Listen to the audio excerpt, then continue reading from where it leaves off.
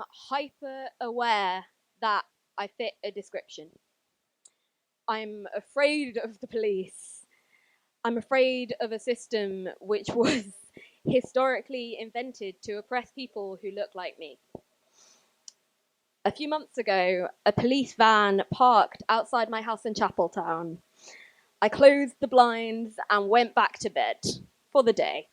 I worked from home, I did all of my video calls from my bed, and I didn't engage.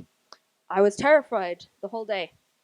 And I thought back to when I went to university. I remember a man I knew telling this elaborate story about how he had taken hard drugs out on a night with him and got caught by the police and got away with it.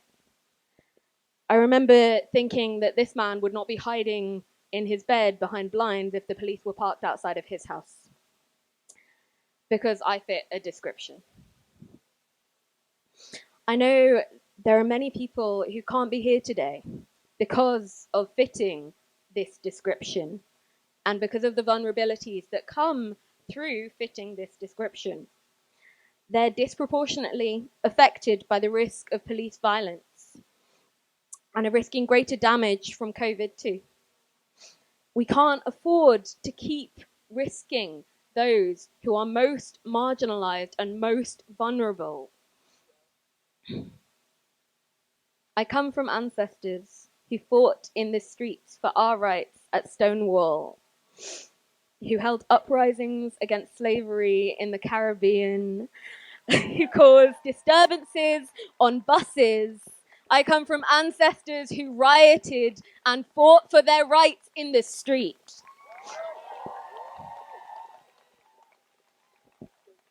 I am asking you all to honor my ancestors. Fight back against systems which oppress us. Fight back against this racist, sexist, homophobic, Islamophobic, anti-Semitic, xenophobic, transphobic, queerphobic, sexist system.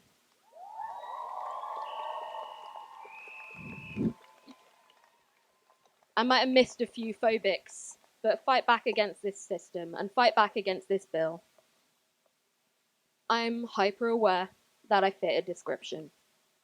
Today, I'm here on behalf of a collective called What Can We Do? We work to support and uplift the well-being of Black and brown trans people in the UK because our systems of care are failing, because they are not uplifting or supporting us, and because we desperately need community care when the state has failed. I could not, in good faith, not stand against this bill, as it destroys everything that is our existence. Our right to protest is so vitally, fundamentally important that we cannot afford to be silent on this topic.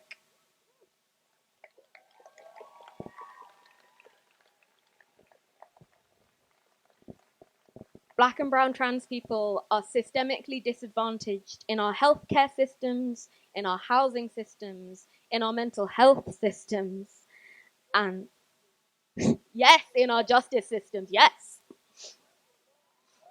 Last year, Black people were 9 times more likely to be stopped and searched by police.